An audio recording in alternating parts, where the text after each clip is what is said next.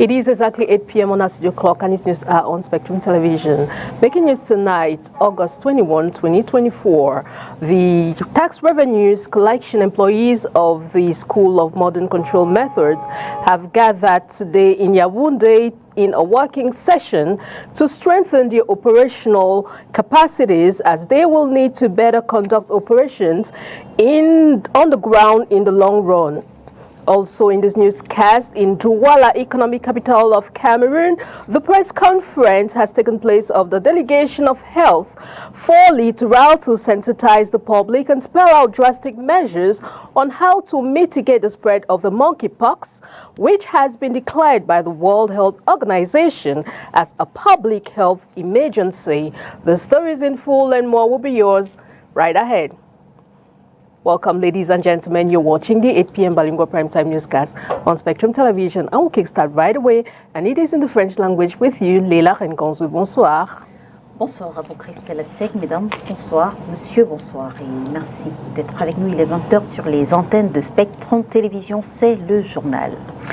Collecte des recettes fiscales des employés et agents des impôts à l'école des méthodes de contrôle modernes, réunis à Yaoundé dans le cadre d'un atelier en vue du renforcement de leurs capacités opérationnelles.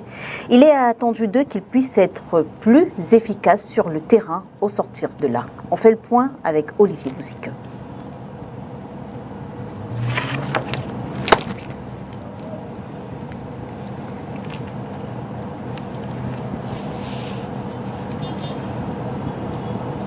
L'éducateur a parlé des nouveaux outils, l'utilisation de l'intelligence artificielle, l'utilisation du data mining.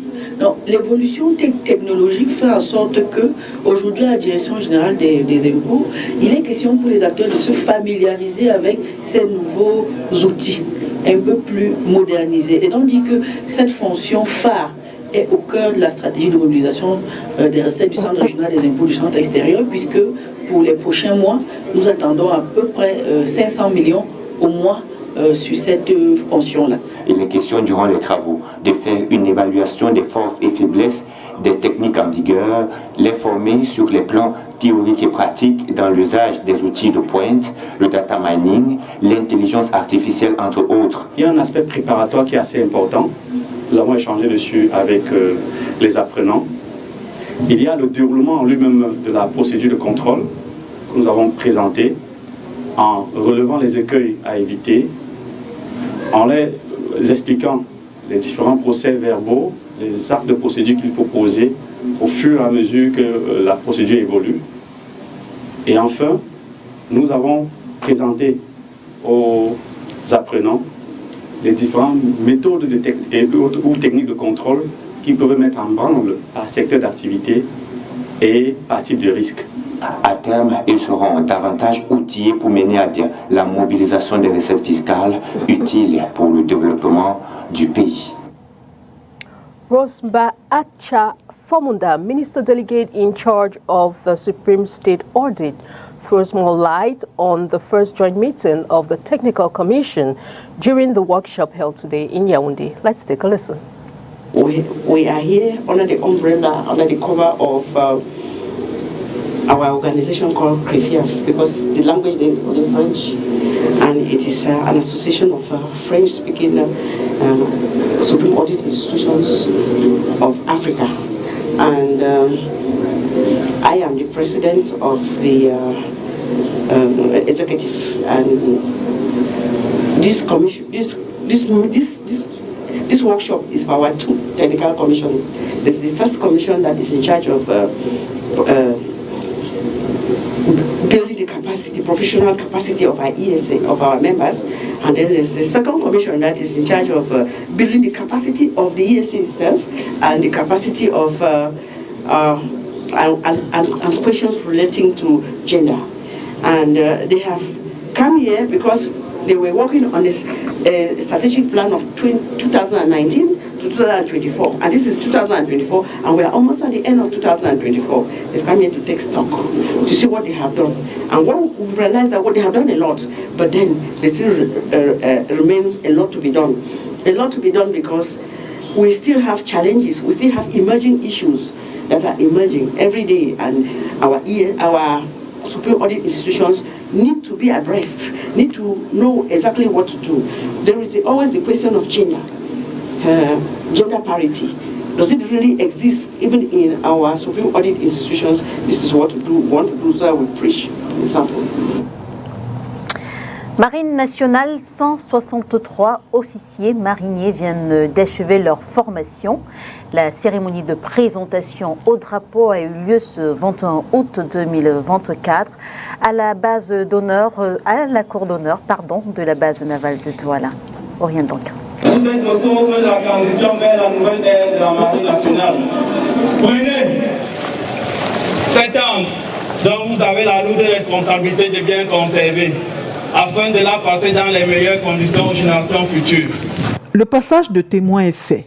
Ils sont 163 officiers mariniers qui ont achevé ce 21 août 2024 une formation de 45 jours à Koutaba et à Limbe. Pour rappeler à ces jeunes officiers mariniers issus du contingent 2022 qui doivent s'engager à servir avec honneur et fidélité au sein de la marine et faire mieux que leurs aînés dans toutes les différentes missions de la marine, aussi bien sur le plan national que sur le plan international. Pour rappeler à ces jeunes qu'ils intègrent les forces de défense et la marine dans un contexte particulièrement marqué par les défis sécuritaires à relever. Et donc, comme le chef d'état-major de la marine le dit, en tout lieu être agir, ça veut dire qu'ils doivent servir partout où ils seront appelés à servir pour défendre le drapeau, pour défendre les institutions avec honneur et fidélité. Ils devront travailler en tout lieu. En tout lieu. La cérémonie de présentation au drapeau de ce contingent est l'occasion de rappeler aux uns et aux autres la place ô combien sensible qu'ils occupent dans les forces de défense. Jeunes marins, les défis à relever sont énormes et les exigences multiples. Pour y parvenir, armez-vous de discipline et servez la République avec honneur, loyauté, dévouement et désintéressement. Vous devez en outre fidélité aux institutions républicaines ainsi qu'à ceux qui les incarnent. Par ailleurs, l'obéissance envers vos chefs se doit d'être absolue, ainsi que le respect de vos subalternes. Sachez qu'on exigera de vous, plus que de vos camarades, restés dans la vie civile. On se montrera plus intransigeant envers vous, car, à la réalité, l'armée, à travers la sacralisation de la discipline, joue sa propre survie. Dans cette optique, les fautes commises seront sévèrement punies. Mais, en revanche, les actes de bravoure seront récompensés. Techniques élémentaires de combat en milieu amphibie, rudiments des us et coutumes marins, adaptation à la mer ou encore vocabulaire propre à la marine, ce sont des officiers gonflés à bloc qui se disent prêts à servir. Nous avons reçu une formation interarmée. Maintenant, ici à la marine, on nous a appris des nouveautés. Être marin, être fusilier, savoir combattre, savoir endurer, être persévérant et savoir l'état en mer. À la marine, nous avons beaucoup d'opportunités et avec les grands chefs qui sont là pour nous conseiller, avec la discipline également, nous espérons être meilleurs, plus meilleurs en fait. Donc nous croyons que ça sera très bien. Devant leurs supérieurs hiérarchiques, familles, amis et connaissances, les nouveaux promus ont battu le pavé pour refermer cette cérémonie de clôture du stage d'imprégnation et la présentation à l'étendard des officiers mariniers de la cuvée 2022. As the new school year draws closer, some parents met in the economic capital have decided to play a great role in the choices of their children's courses in school by orienting them upon which course to choose when school resumes. Odni Ladonet tells us more in the following report.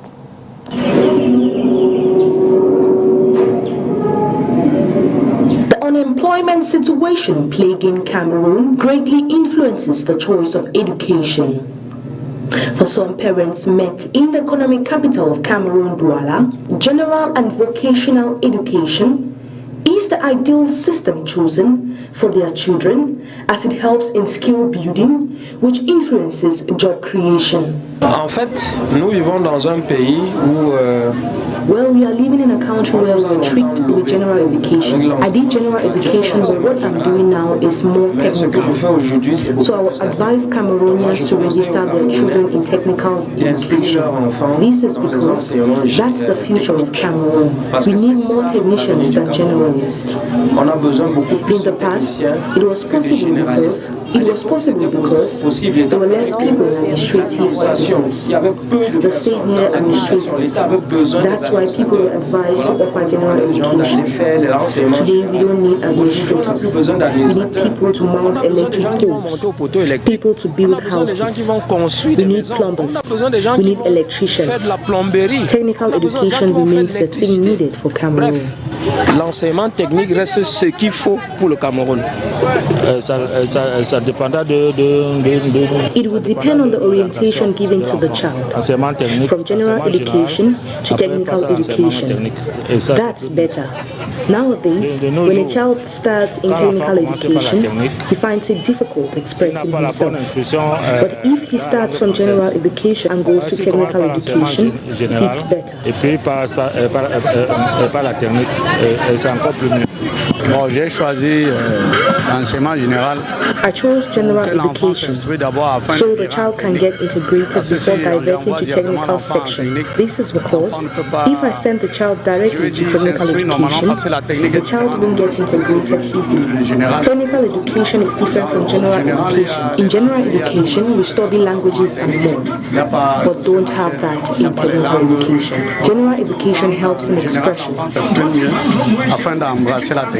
On the other hand, some students have dived into general studies as a result of counseling from family members. My elder brothers advised me to do general education. They all did general education. I'm doing it because they advised me to. I'm not lucky to have elder brothers who offer technical education. General education because all my brothers did so. That's why I'm following their footsteps. With just few days to resumption, it is vital for parents to orientate their children on the best system of education, be it technical, general or even commercial.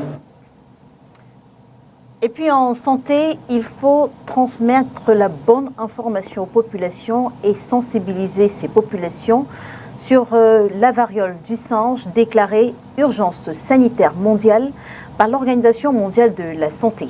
Face à la presse, ce 20 août 2024, la délégation régionale de la santé publique pour le littoral n'a eu de cesse de le marteler. Orient Duncan. Avant d'aller en guerre, il faut connaître son adversaire, sa stratégie d'attaque et préparer la riposte. Le monde est en alerte. L'ennemi, le monkeypox ou la variole du singe. C'est une zoonose. Donc c'est une maladie transmise par les animaux, beaucoup plus les animaux sauvages, et notamment les rongeurs, les primates, et qui peut se transmettre à l'homme, entraîner des épidémies et pourquoi pas des décès. Depuis l'épidémie de la République démocratique du Congo au mois d'avril 2024, il y a déjà beaucoup de décès qui ont été enregistrés. Mais enregistrés pourquoi? Parce que jusqu'ici, nous connaissions deux souches virales, dont le clade 1, qui est la plus ancienne, qui ne nous paraissait pas pourtant virulente et qui sévissait dans la zone équatoriale avec l'épicentre justement autour du bassin du Congo. Mais récemment, il y a eu le clade 2, il y a quelques années, qui a été découvert et qui est attribué comme le virus de l'Afrique de l'Ouest. Donc, jusqu'ici, nous n'avions que le clade 1 dans le pays. Et puis très vite, depuis 2022, nous avons commencé à enregistrer des cas, à détecter des cas qui présentaient essentiellement le clade 2. Les animaux qui peuvent aller d'un pays à un autre disséminent la maladie à leur passage et il faut pouvoir la reconnaître. De la fièvre, quelquefois, ou souvent une forte fièvre, elle peut être modérée, mais souvent elle est forte, avec des éruptions cutanées, à type de vésicules ou quelquefois des pistules. Donc, les vésicules peuvent être disséminées à tout le corps, ou quelquefois localisées simplement aux membres inférieurs, membre supérieur et sur la partie de la tête. Il faut savoir que l'une des lésions qui nous ferait fortement penser à coup sûr à un monkeypox, c'est que ces lésions ou ces éruptions apparaissent également au niveau des paumes des mains et des plantes des pieds, ce qui n'est pas le cas avec les autres maladies qui ressemblent un peu à ce tableau tel que la varicelle et la rougeole. La transmission peut se faire de façon directe et indirecte. Nous allons mettre au premier chef le contact sexuel, les rapports sexuels. Et c'est d'ailleurs le mode le plus répandu sur d'autres cieux, dont en Europe.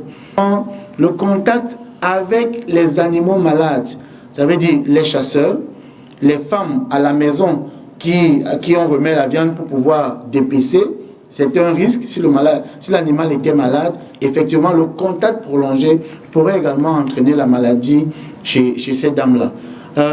Vous avez également le problème, le contact avec les sécrétions du malade. Vous voyez, quand c'est des vésicules, lorsqu'un vésicule se perce, il peut entraîner effectivement la transmission de la maladie vers la personne contact.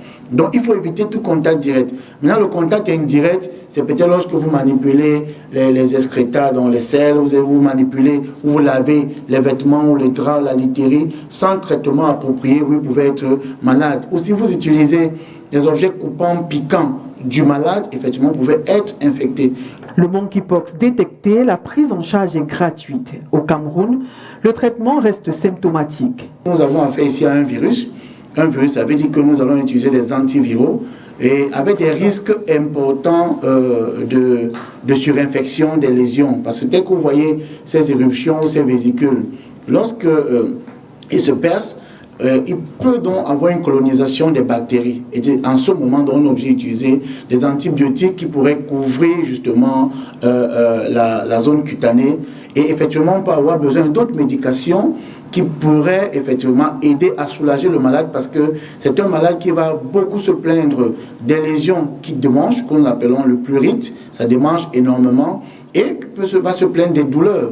Donc on va apporter les antalgiques. On sait très bien prendre en charge. Le seul problème, c'est que dans le développement des lésions, il peut avoir une atteinte de la cavité buccale, empêchant donc maintenant le malade de s'alimenter normalement. Et dans ce cas, lorsqu'il est dans un espace de soins, on lui apporte également ses repas quotidiens sous une forme adaptée avec par exemple des sondes nasogastriques et qu'on pourrait, à travers lesquelles on peut faire passer des bruits. Aucun protocole standard n'a été arrêté, pas de prévention à travers la vaccination. L'heure est à la sensibilisation à l'information du personnel soignant et la population en général au sujet de cette urgence sanitaire. C'est l'objet d'un point de presse donné ce 20 août 2024 à la délégation régionale de la santé pour le littoral. Today, August 21 marks the 7th edition of the International Day of Remembrance and Tribute to Victims of Terrorism. In this light, the Cameroon Human Rights Commission has released a statement to mark this day, stating that the Commission is gravely appalled by the recent macabre discovery in a mass grave of the remains of 6 people, including 5 divisional delegates and an officer of the regional delegation of taxes, who were abducted by secessionist terrorists on June 15, 2021 in a Kondo Titi in the Dian division in the southwest region of Cameroon. This amongst many other violent acts and killings. The Commission, however, recommends that the government should ensure that the education systems and curricula should include content and instruction that promote tolerance and acceptance of gender equality and human rights irrespective of religious, ideological differences, and also advises the Ministry of Territorial Administration to further involve women in the reconciliation process in insecure regions by increasing their members in security groups, and recommends the participation of civil society organizations to fight and make their voices heard more in the vigorous fight against violent extremism and acts of terrorism in the society.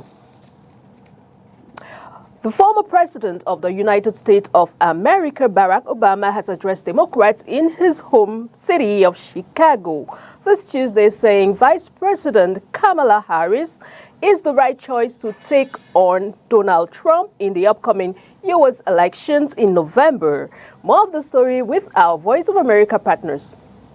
A hometown welcome at the Democratic National Convention for former President Barack Obama. America's ready for a new chapter. America's ready for a better story. We are ready for a President Kamala Harris.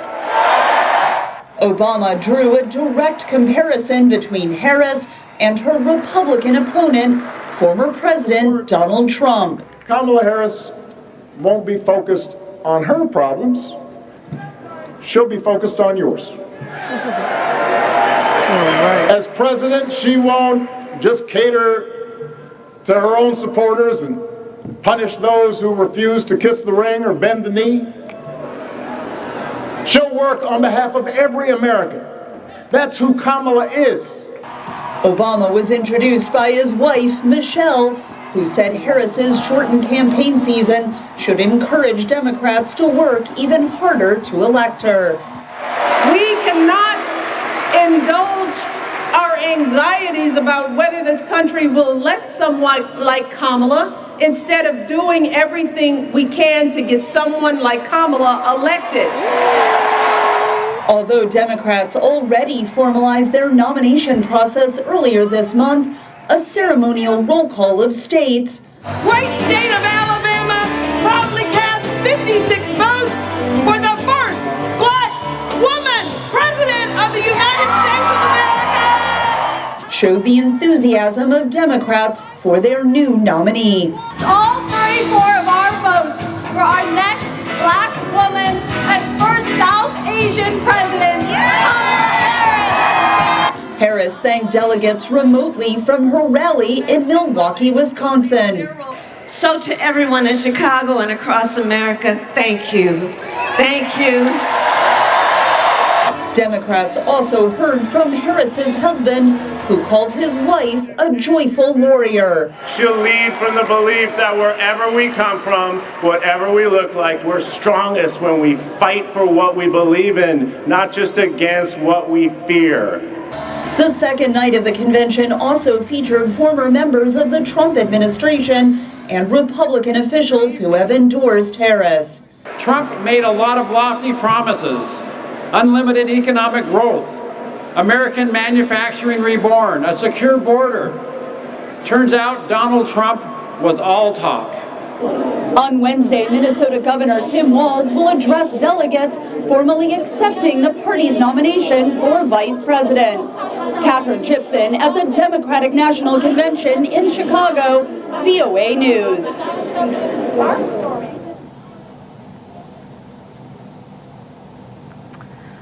Sport football. L'équipe nationale de football féminin des moins de 20 ans est actuellement à Bogota, c'est en Colombie.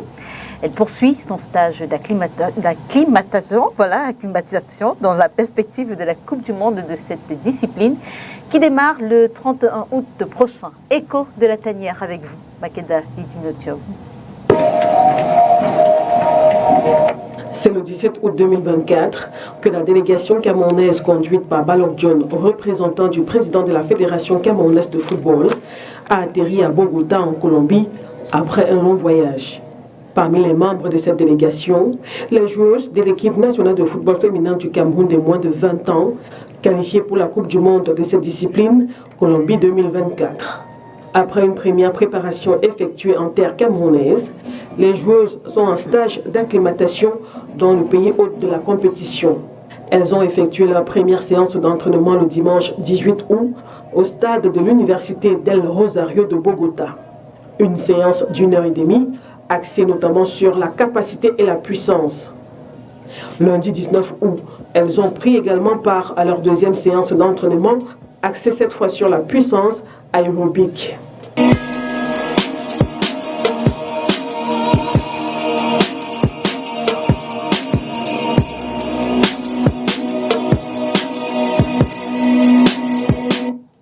À Bogota, les Lions U20 entraînés par Hassan Bala vont avoir une quinzaine de jours de stage d'acclimatation avant leur entrée en compétition le 31 août contre l'équipe nationale U20 du Mexique. Pour son deuxième match de poule, le Cameroun joue contre la Colombie le 4 septembre prochain avant de croiser l'Australie le 6 septembre lors de la troisième et dernière journée du premier tour de cette Coupe du monde de football féminin U20 qui se déroule du 31 août au 22 septembre 2024 en Colombie.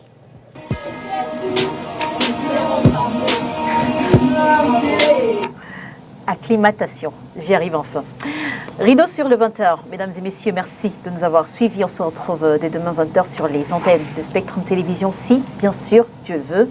Bonsoir. Bonsoir à vous, Christelle Asek. Good night to you, Leila Rengonzo. Good night, televiewers. Thanks for watching. See you again tomorrow with more news and fresh news on Spectrum Television. Good night.